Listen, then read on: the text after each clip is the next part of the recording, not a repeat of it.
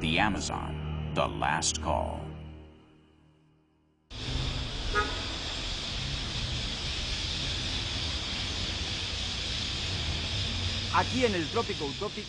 Here in tropical utopia, everything is possible. The Samaoma, the queen of the jungle, drives her roots into the heart of the city, and the traffic pursues her relentlessly. This is exactly what we're going to talk about today.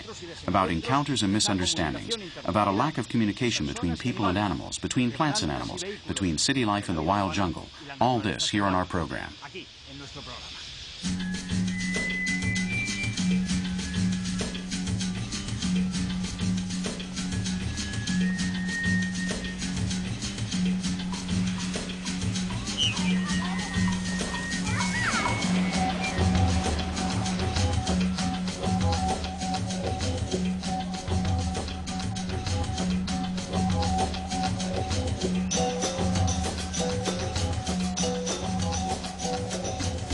Today, 40 million Brazilians are living in a place that is completely different from what it was when they were born. 40 million wandering individuals come to the city in search of a dream that almost always ends up as a bitter vision. Too close to nature to miss it, and too far away to enjoy it.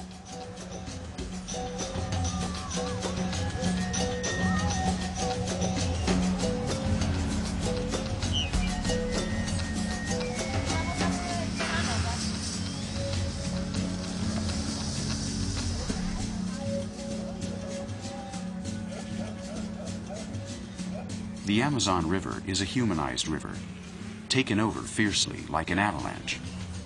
There are 20 million people from other parts of the world living in the Brazilian basin alone, stationed on its shores in order to milk its great bosom. The government admits to disorganized immigration and is considering theoretical solutions and good intentions. The Amazonia today is an urbanized area. That's a fact. And it is important, therefore, take into consideration the fact that 60% of the Amazonia population resides in cities. We have today a jungle that is far more fenced in by cities than it was 10 years ago. We should confront the town planning problem by facing our difficulties in a positive sense, in a way that will consolidate the current occupation, and that is an essential requirement in this region, in terms of the fact that no one is willing to open new fronts of occupation in the Amazonia.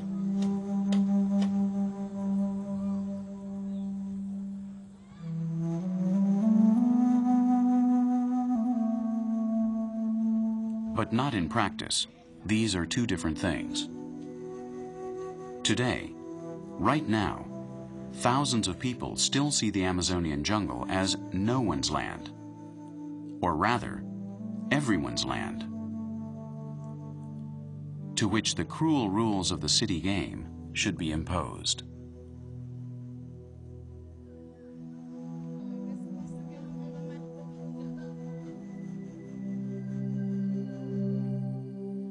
The essences of the forest are substituted by the bottled perfume of this young princess.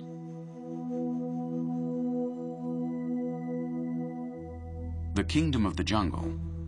It's losing terrain before the state of the favelas, and this promised land is acquiring a new image.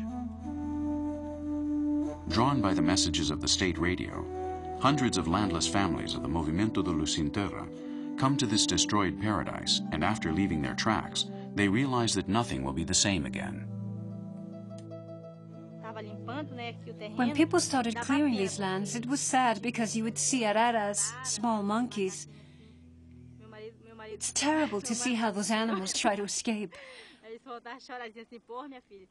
And it's hard not to cause them injury.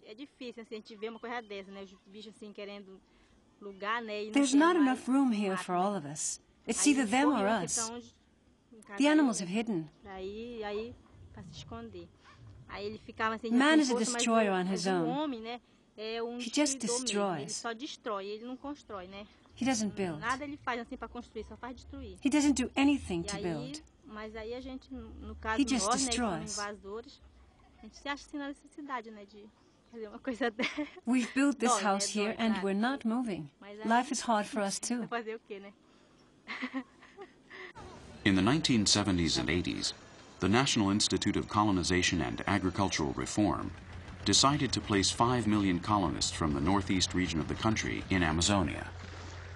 5,000 families answered their call, which included free land and a minimum salary during the first 6 months. The colonists quickly learned that the land lost fertility after 2 years. The rainforest can only be a rainforest. Destroying it, they created a new world for children, a hell in paradise where they grow up surrounded by our virtues, our defects, and far away from nature, which gave birth to them forever. Children play traditional games. Marbles in Brazil are bolinhas de gude, round like the attacked planet.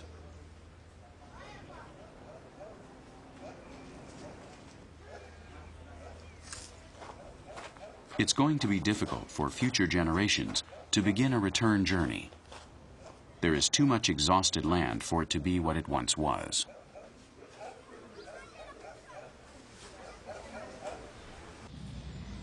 The war against nature began years ago, and the enemy to be brought down is too powerful, as they all know in the tropical hospital.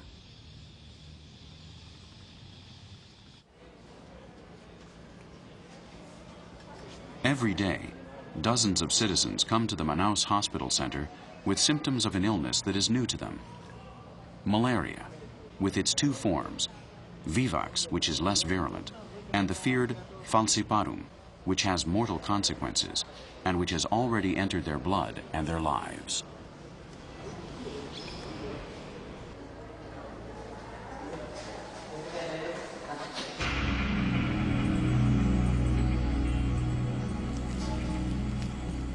The experts know that this tropical disease goes hand in hand with the overpopulation of Amazonia. This is not the only problem that can be solved with clinical resources. This is why we have come here, 42 kilometers away from the hospital.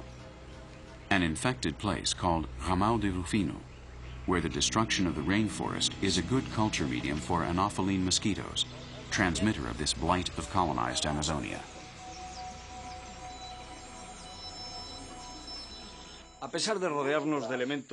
Although we surround ourselves with warm elements and sensual things like a hammock, like we tried to find one time in the rainforest, it is not the best place to be inhabited. Above all, as we are seeing, we break the most elemental rules of coexistence with nature. The rainforest defends itself with small animals that only measure 3 millimeters, but are capable of putting our lives in danger. There is a person, this man here, who knows the world of these beings very well and even puts his health at stake to study their behavioral patterns. I sit in my chair and wait for the mosquito to come to me. And a co-worker sits outside the house, waiting to catch them there also. This is the ideal place for me. Sitting, capturing mosquitoes. I stay in this place from 6 in the afternoon. I take the elastic tube and another test tube, and I wait for the mosquito.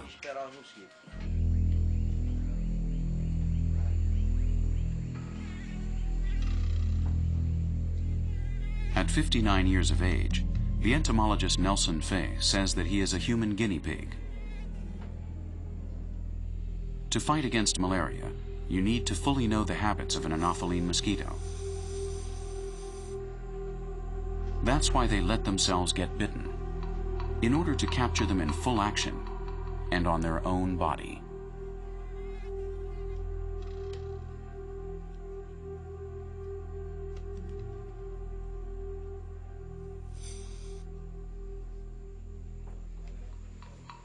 He has been doing this for 36 years.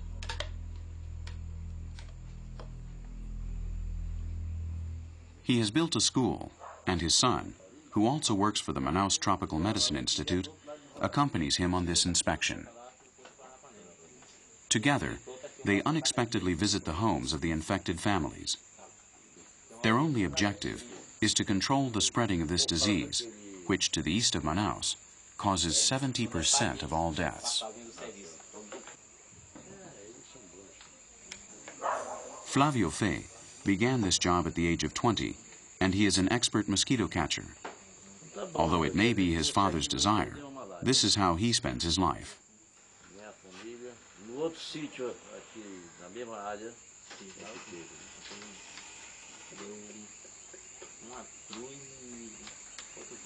These anopheline larvae are a potential danger. The female mosquitoes are the transmitters of this evil disease, which makes it hard to believe that, with a lifespan of only 6 weeks, they could kill a human being. In 1970, there were 52,000 cases of malaria in Amazonian Brazil, and today there are more than 500,000. With his studies, Dr. Nelson Fey collaborates in finding a vaccine, a cure against a disease that he has suffered himself. I suffered my first case of malaria in Rondônia. I was overtaken by 4 types of falciparum. I fell into a coma and was taken to Manaus in a government airplane, and there I was cured. We returned to Rondônia again in 1967. I also worked there in a place where medical assistance was given at any rate. From 1966 to 1998, I came down with 67 types of malaria. According to a United Nations report, within 50 years, 6 million square kilometers of rainforest will have been urbanized. If human beings want to live here, they will have no other option but to cede land to the legitimate children of the jungle that, in truth, arrived here long before we did.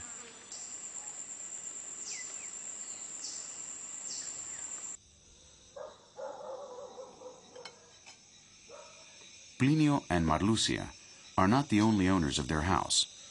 They're used to having company.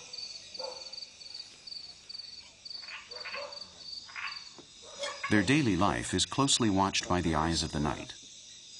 The father of the Amazon has millions of spies under his wing, which will ensure that the highest law is upheld. If the human species wants to live in the rainforest, he will have to be life-sustaining.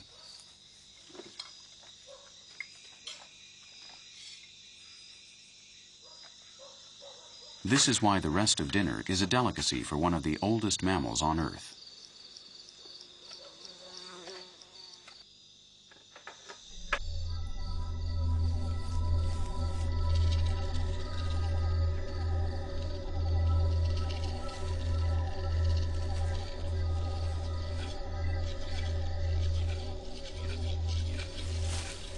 A mucura, an American marsupial of tree-dwelling customs, is very interested in the sink of this river couple.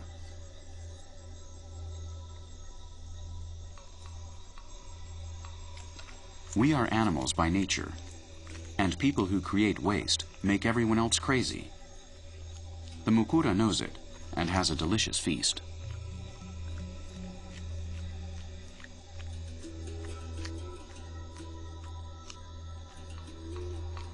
Found from Argentina to Canada, this omnivorous possum species takes advantage of man's presence on the riverbanks with premeditated attacks at night.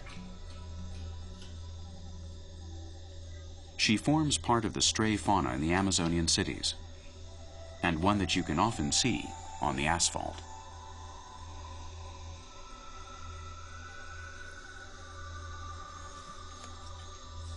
While man sleeps, she reigns this dilapidated castle.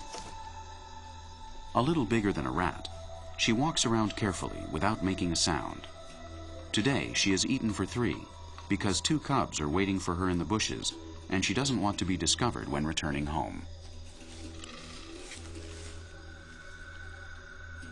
Possums appear in the Superior Cretaceous period, and today we consider them the oldest living family of mammals on the planet. Like all marsupials, after birth, their little ones continue to grow in a broad external pouch, which hides up to 21 mammary glands. These two young animals will enter and exit the marsupial pouch for more than 2 months. Then, alongside their mother, they will conquer sinks and garbage pails. Nice future. Long live the mukuda.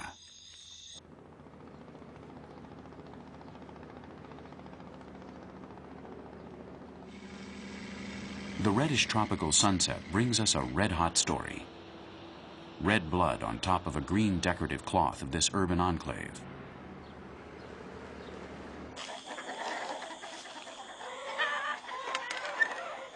As always, this young man attends his chickens.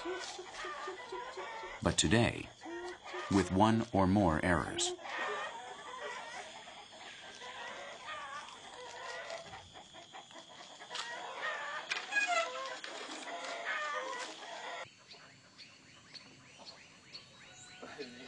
Friendship is highly valued in any corner of the human universe.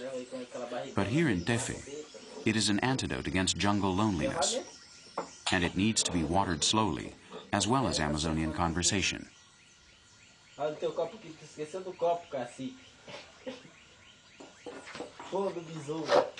This common episode of coexistence on the humanized riverside of a vindictive river could be called Butch Cassidy and the Sundance Kid. The heat is sticky here, as always, but to sleep out in the open today would not be a good idea.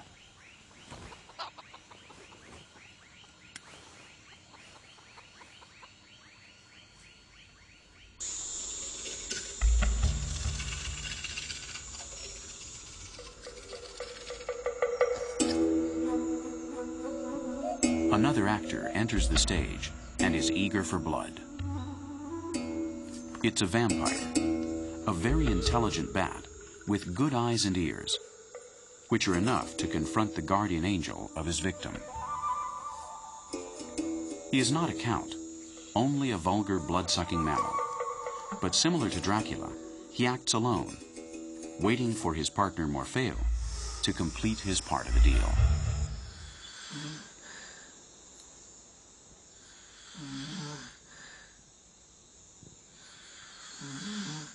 A great flyer, the vampire moves well on land, even in the circus itinerary that his destiny has chosen for him today.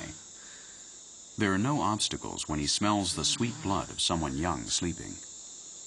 All the red corpuscles are equally wonderful, but some are more expensive than others. It's not easy. If the man wakes up, this raid will cost him his life. Destiny prevails, and the chicken blood today is free. No one is perfect. The young boy sleeps soundly, but he left the henhouse gate ajar.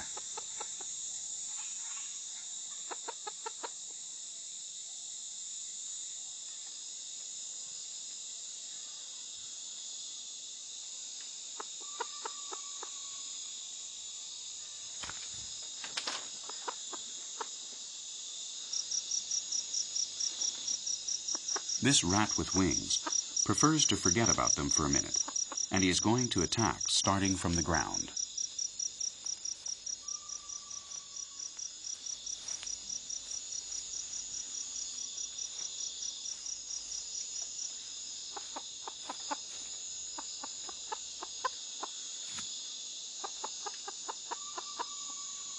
The chickens still do not know what's going to happen to them.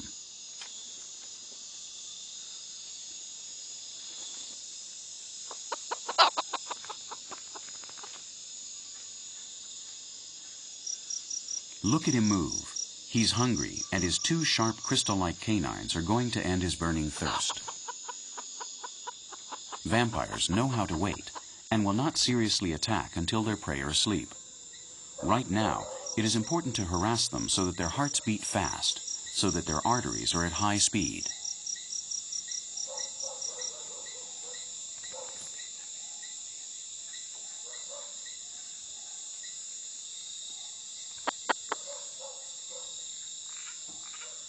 There are very few such expressive and obstinate animals like the Amazonian vampire bat.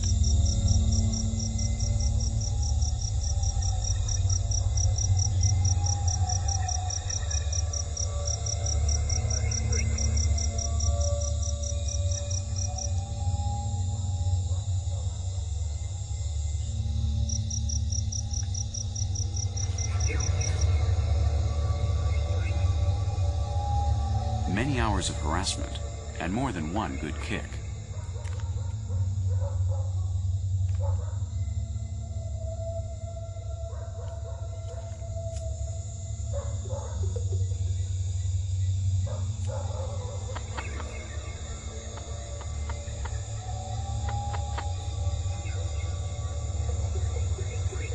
Sleep is for mortals, and this is a mortal chicken. She's already in Morpheo's hands, and she is unarmed in this four-sided box with no way out.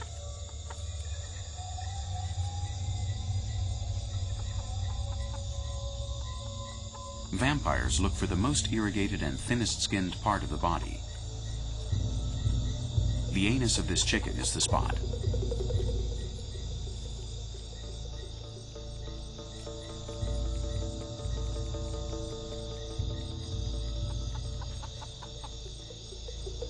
This wonder of evolution has only 2 canines and 2 incisors. The rest of her teeth have fallen out. They don't serve for anything.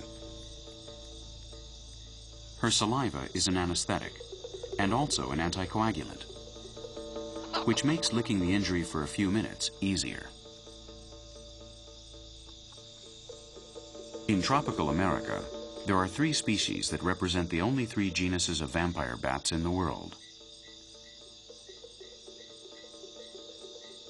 Animals that only live on bird and mammal blood, including humans, which are found more and more often in this area, and are also the consequence of a nocturnal bleeding that can transmit severe infectious diseases.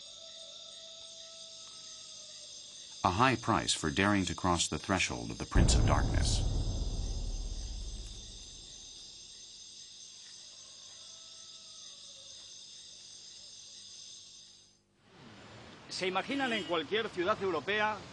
Can you imagine walking down any European city street eating such a savory fruit as a mango? It's impossible. You would have to go to the supermarket to buy it. Whereas I have taken it off of this tree. These are mango trees. This is Belém, the city of mango trees. They're not only delicious, they cause problems that we're going to find out about right now. Want some? This modern city, with more than 1 million inhabitants, is Belém de Para. It is developed between the limits of the Guajara Bay and the Guama River, in the immense estuary of Para, as an entrance gate to Amazonia. Since it was founded in 1616, it has developed without losing its composure and has conserved its image of a tropical and exotic city.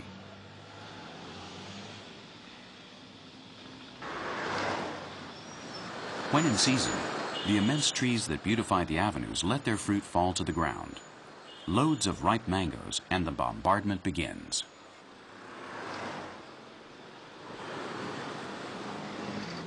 Antonio Lemos, governor of Belém, decided to promote the tree-lined streets of his city with this Hindu fruit, the Mangifera indica. And in 1889, he began to plant seeds brought from the faraway East Indies to these lands so close and so familiar. This is how Belém de Para began to be known as the city of mango trees, a metropolis in which chlorophyll exerts its natural power. The trees that we are seeing are more than 100 years old. Their shade is a delicacy, like its fruit, valued by everyone, locals and visitors alike.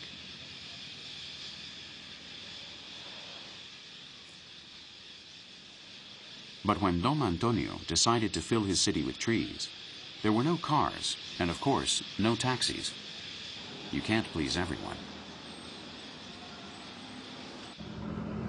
This is Emilio Ari Avenue, the avenue of the Mangueiras. Driving at no more than 50 kilometers an hour, a mango fell on my windshield and broke it. It's the third shield that I've had broken this year. Windshields are expensive here in Belém, in comparison to what we earn. They cost 20,000 pesetas. A mango can weigh up to 300 grams, and when it falls from a height of 50 meters, it's highly dangerous for anyone unfortunately under it. The Taxi Association of Belém de Para is demanding subsidies from City Hall, since the city's trees and sweet artillery are their competition.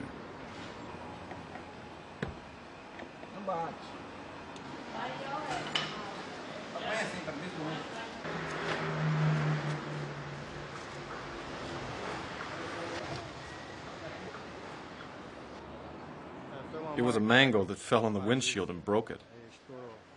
The town council doesn't want to pay anything. I paid, though, with my own money. They don't solve anything. They don't know how. They have reached no agreement yet, and while some pay for broken windshields, others make big business at the expense of the mangoes. We decided to start this business because of the manguera problem. Belém is the city of mangueras, so since we have a deficiency of windshields dating from some 20 years back, we decided to open this store in order to cover the demand, using the name of the region, Para-brisas. We were the first to open this store here in this city, but now there are 7 more, something unheard of in other cities of Brazil. Any other city in this country, apart from Belém, has 2 or 3 stores. Here we have 7, and naturally, a lot of people are making money. Brazil has a critical social problem. We have a serious crisis here, and the mangoes are a source of sustenance for people during these difficult times. Besides, they favor the city climate, which is very hot. They diminish the heat on the streets. They give a cool shade. There is a problem of the windshields.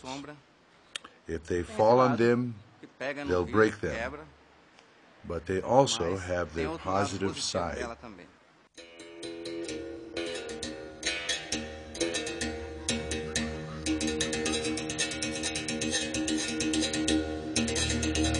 This big 24-hour laboratory reveals to man, whenever possible, what we are seeing in this episode. The largest humid tropical forest is found here, with its wealth and its miseries, tripping up or seducing man and his greed. Conquering Amazonia is something that we will never achieve, although we continue to try with a chainsaw or machetes. The rainforest defends itself, remember?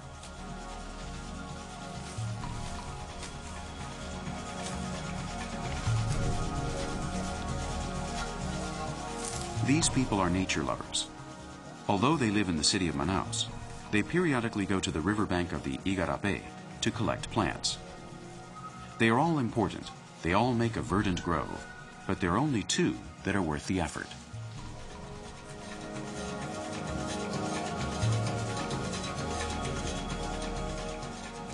They are looking for a liana, the cipó mariri, and the leaf of the chacrona, wild plants that grow spontaneously in the heart of the jungle and are watered like all the other beings of Amazonia, by rain and by time.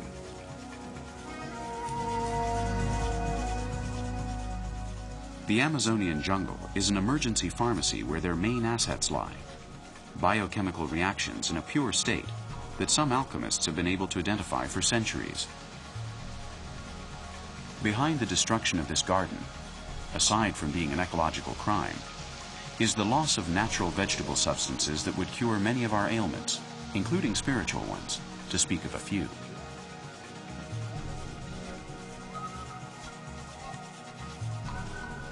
Already at home, in the center of Manaus, the gathered plants do not lose their shine.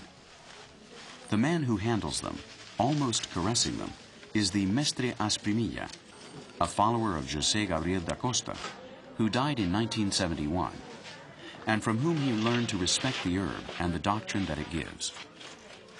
He's preparing, alongside his brothers, an act born in the jungle, but imported to the city, and more extended every day in the urban nuclei of Amazonia.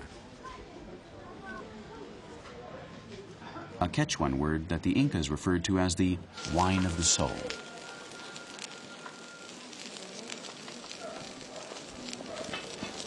Separately, neither of these two plants will have any effect. Only together with the ancestral wisdom will they fulfill their hallucinogenic effect. Working in a team is essential so that everything flows positively. The ayahuasca should be prepared among everyone and for everyone. This tea, which comes from the blending of these two plants, is drunk by many indigenous people since the ancients, such as the Yanomami and the Tucano Indians. This was verified by the English botanist Richard Spruce in 1851. Drinking ayahuasca is an extremely sensorial experience, which places the individual in a state of hypersensitivity, allowing him consciously to control his imagination as if in a normal state. The ayahuasca fell into the hands of the white man during the time of the Caucho, when the seringueiros began to drink this tea, which up until then was only drunk by the indigenous shamans. Today, many of them come to the city to drink it and share the experience. I discovered this plant by way of the Capi. They drank it to become healers, doctors, to cure all ailments. To cure, drink vegetable. Drink the plant to become stronger.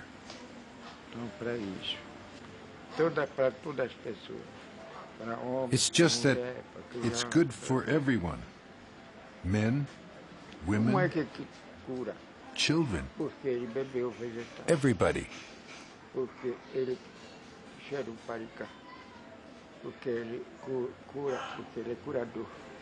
Because the plant cures, it cures all ailments and allows us to reach our Father, Creator.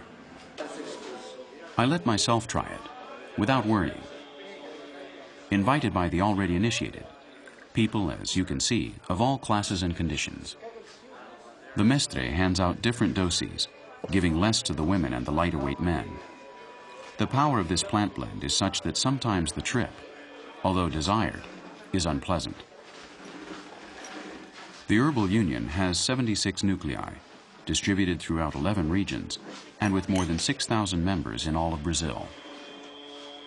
They come together like today, 2 times a month, to drink this tea, the heat of the earth, which makes their brain and senses work at an amazing speed, which they will control using their mind and their heart.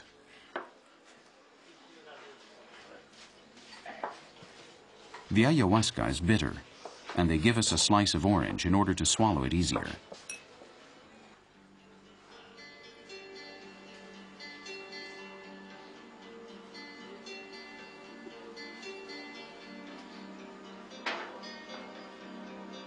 Although drunk in a group, an individual climate of relaxation is essential so that the plant does its job.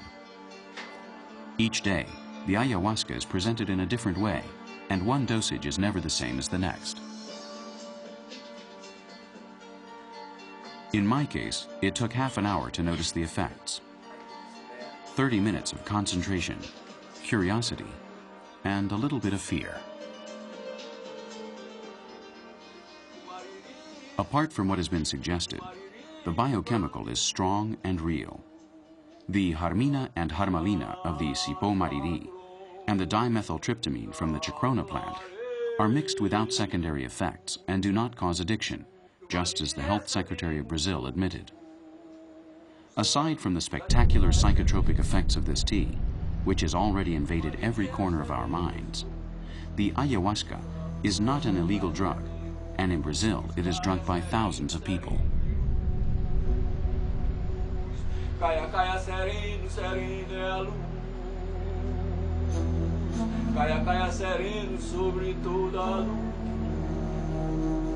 The senses act disproportionately, and it is easy to feel like you are abandoning your body for hours. The jungle unites the power of our mind in an experience beyond the senses. Unexplainable drunkenness with this wine of the soul. The plant that has been prepared here today comes from a river called Maumo. According to the oral tradition, it was from that river from which the first plant concoction was prepared for the white man. It's strong in the amount of tryptamina, which is the active principle in this one, is apparently very high and concentrated. So with just half a glass, you find yourself really on a high level of mental potential. And I consider it to be very precise. So much so that if you hesitate just so much, you can be left out of normality and feel very bad, you know? Your attitude has to be well-centered, very well-centered. And there is an interesting wide range of vision. You focus on a certain object and move towards it. The shortest distance between 2 points is a straight line. The shortest distance is a straight line. The plant union opens a person's memory towards a new world, a world of joy, of harmony, of solidarity, of fraternity. It helps people in their search for all of this. That is the purpose of the plant. It gives us light, peace, and love. Light to enlighten the paths, so we know where we're headed. Peace, so people can look inside of themselves and feel good about themselves. Because a man at peace is capable of everything. And love, that is the source of life. People need love.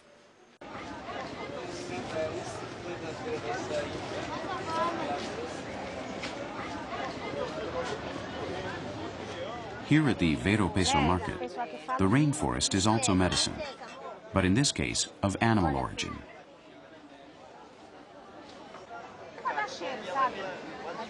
The liver of the black vulture for curing alcoholism. Hey, boy, come over here. Are you going to bring urubu for me? When? When can you bring it? Okay, Monday. Monday's good. Well, how many livers do you want? About 3. Okay, 3. Are you going to bring it for me? Yeah, Monday.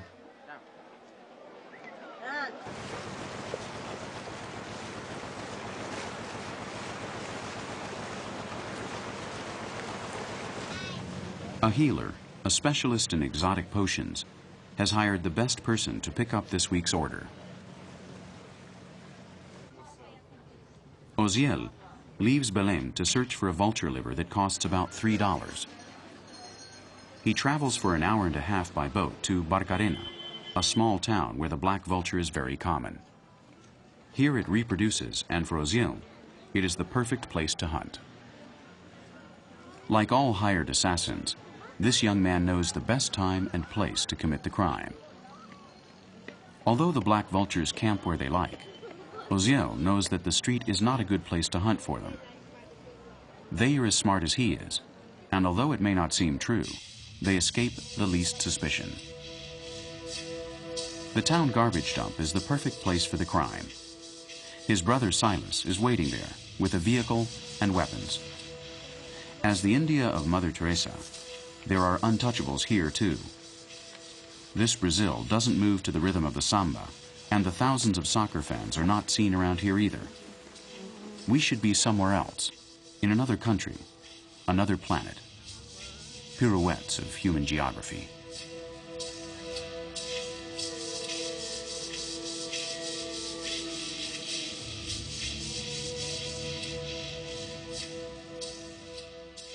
The two brothers divided the authorship of the crime. They lost their father, and since a young age, they know how to lend a hand. This is not going to be easy money. They walk around as if they were collecting waste in order to fool the predators, but their eyes are fixed on the great black bird.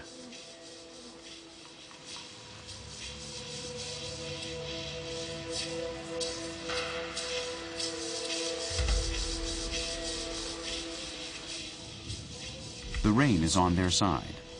The black vultures don't fly as well with wet wings.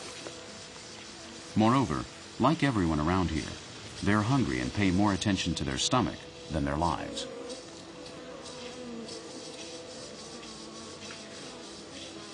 He's lost him today. His weapon is accurate, but not automatic.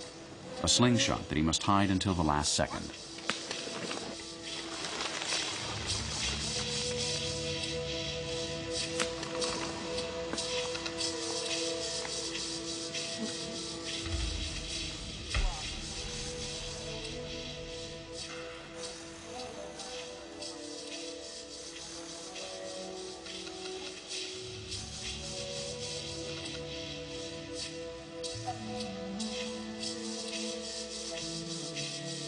It's not the first one they've killed.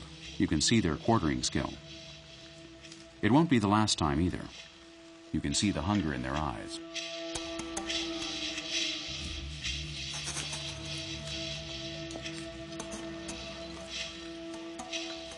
Although the client only wants the liver, the boys will take advantage of their prey and earn some money off this vulture with other clients. In the kingdom of the poor, everything cures and everything kills.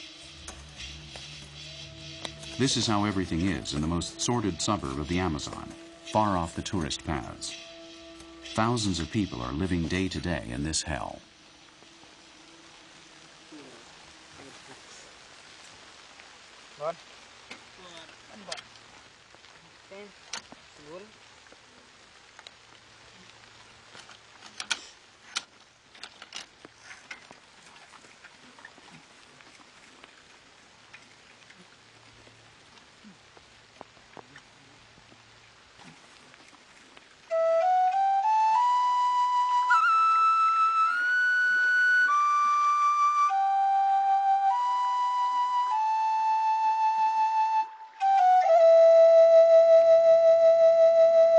% of the Brazilian population lives in an obvious marginal situation.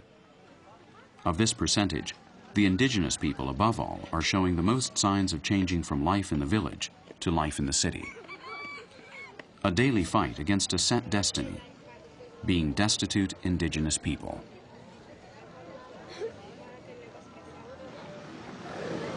The Ticuna Indians left the rainforest decades ago, and today they walk on asphalt instead of mud.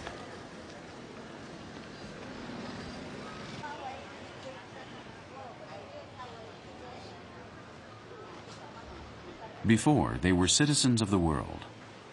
Now they are simply taxpayers of Tabatinga or Leticia, two bordering cities of Brazil and Colombia.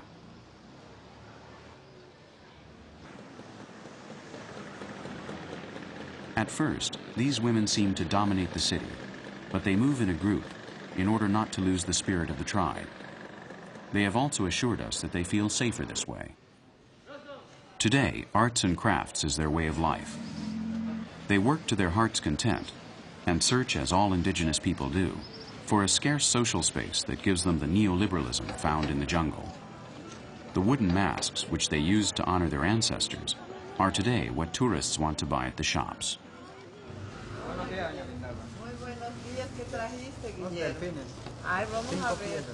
Guillermo Aguanari is also a Ticuna Indian, and he belongs to the Cocama tribe.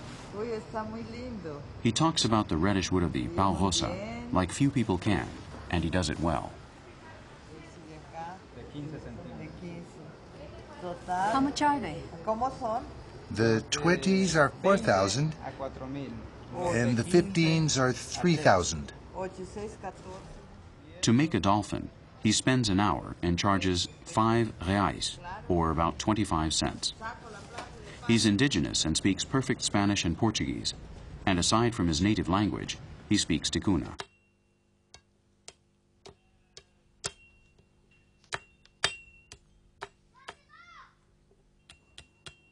His art means life security in an economic and unimaginable social system for his parents, who lived in another world.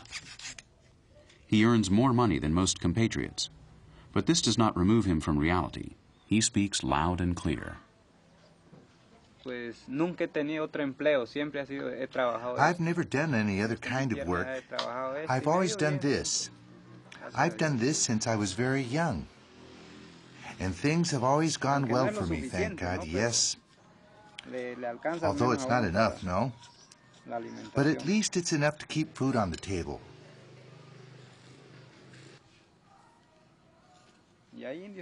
People here in the Amazons are very poor.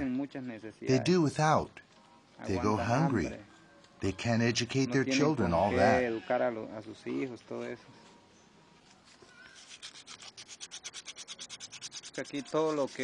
Everything you need has to be bought with money. It has to be paid for. While down the river in those small villages, there are rivers. I mean, there's a lot of land to be worked, all those things, no? Then it all depends on your work. You work hard and you have all you need, but here it's not that way. If you don't have a job here, then you can't live.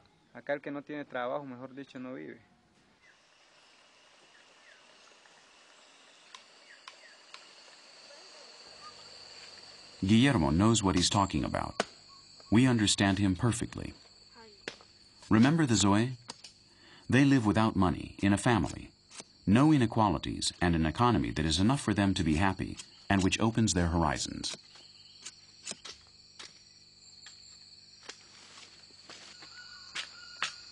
Today they work for wood, but they do not sell it to anyone. They only want to take care of their skin and be prettier. It's that simple. The rainforest is the giant supermarket where everything they need is found, without price increases or being fooled.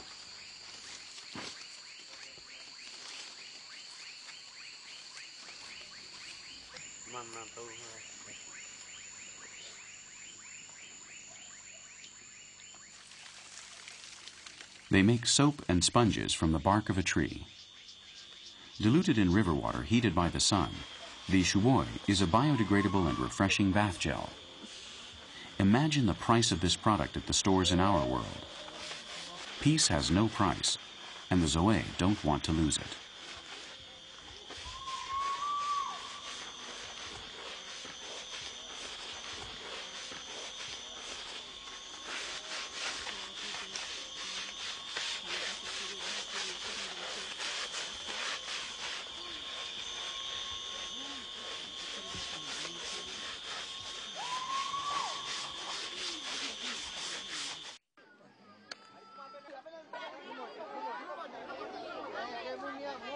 The Kayapo stopped bathing themselves with river water years ago.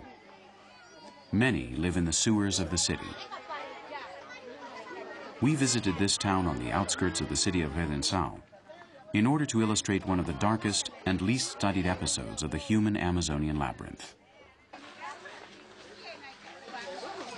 Similar to the story of Little Big Man, in the last century, many European children were kidnapped by these Indians in order to adapt them to Indian customs. There is no better revenge for a Kayapo than to educate and raise the enemy's children their own way. How did the kidnapping occur? In what kind of situation? Did the white father and mother run after them? Did they run away when they saw the Kayapo, the Indians? And did they leave the child there? What exactly happened? Tell me about the situation. What happened? That never happened. Our village is very big, and the child would remain in the center of the village. A lot of people are watching. There's no escape. The men and women of my village take good care of him. And when the child grows up, they put bracelets on him. They cut his hair, just like an Indian. And women are adopted by the Indians just like the men are, exactly the same way. Yes, the women, just like the men. And a white woman can marry an Indian without any problems. Yes, that too. And they can have children. It was not easy to talk about this or get information. But we made it here after flying for 2 hours to meet this black woman, kidnapped as a child, and now married to a Kayapo Indian. She does not speak Portuguese, and her name is Kwape, or Closed Eye. Aside from the many years that have passed, she remembers little. I must have been about 4 years old, more or less. I already knew how to hide and how to say mother and father. I don't think I'm from Sao Paulo, nor from Altamira. I think I'm from very far away. This is a difficult subject which we are treating delicately. The heat of the conversation recalls some scenes of the kidnapping. What did you know about me? You were very young when Vaporodi, my husband, brought you here. He was very happy, singing along the way. I remember you were straddled on the side. But it must have been a long journey. Did I cry a lot? You were very frightened, but we were very happy. There is no doubt that this little big woman is an authentic Kayapo Indian. To prove it, she has cooked us piavaña, a type of fish for her husband, wrapped in cassava and baked in banana leaves.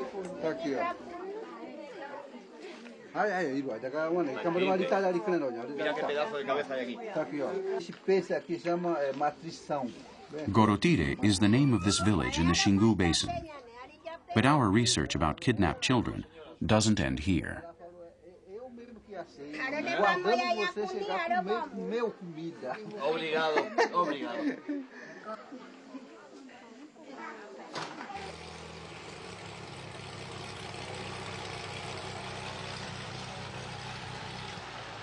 Without the authorization of the Brazilian government, and under our own responsibility, we flew to another Kayapo village.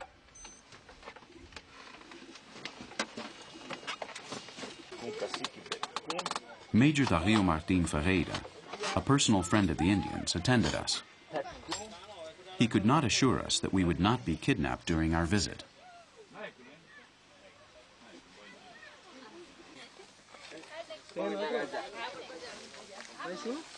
Soon our man appeared. Filming was prohibited, but we couldn't avoid it. It's in our blood. Blonde like a Swede, just as they told us, Benatide walks towards us.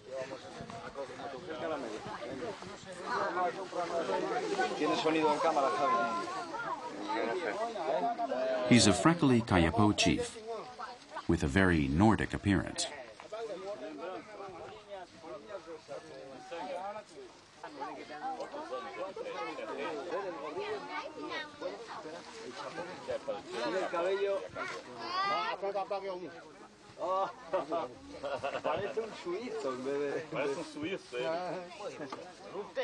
They say that he is the son of a European engineer who came to destroy the rainforest. Who knows?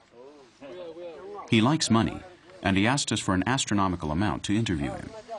He arrived as a baby and has lived his entire life as an Indian, what he is today.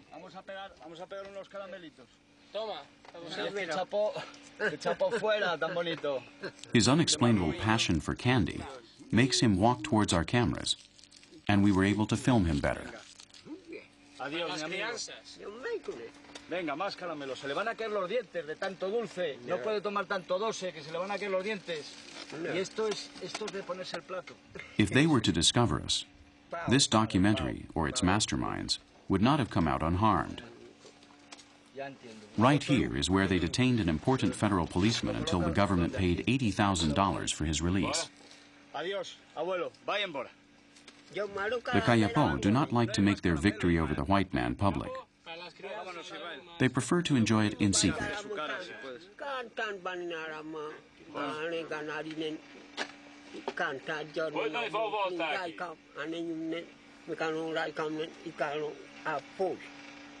Benatire, blonde like a Swede, speaks and thinks in Kayapo.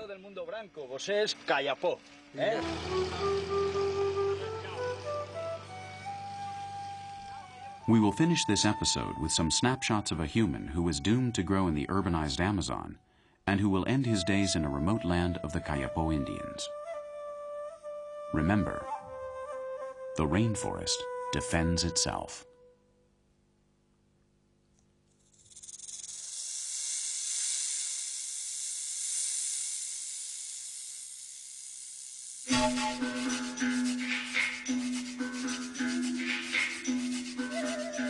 Nature and man will embrace once again in our next episode. We will be the exceptional witnesses of unyielding alliances, of true love.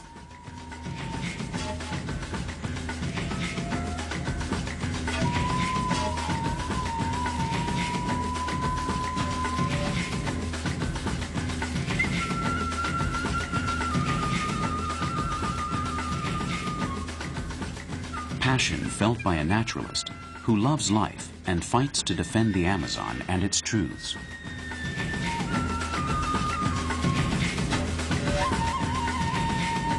It will be an episode in which we will accompany some guardians of the future. We're in time to protect what is left and study more to understand it.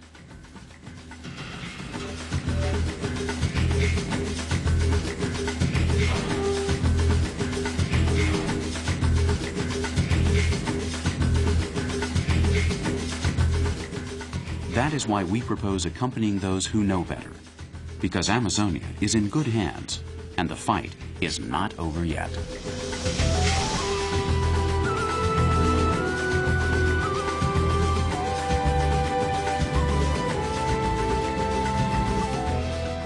We will meet experts in animal life who are not willing to give up and who are fighting every day for a better world. Until next time.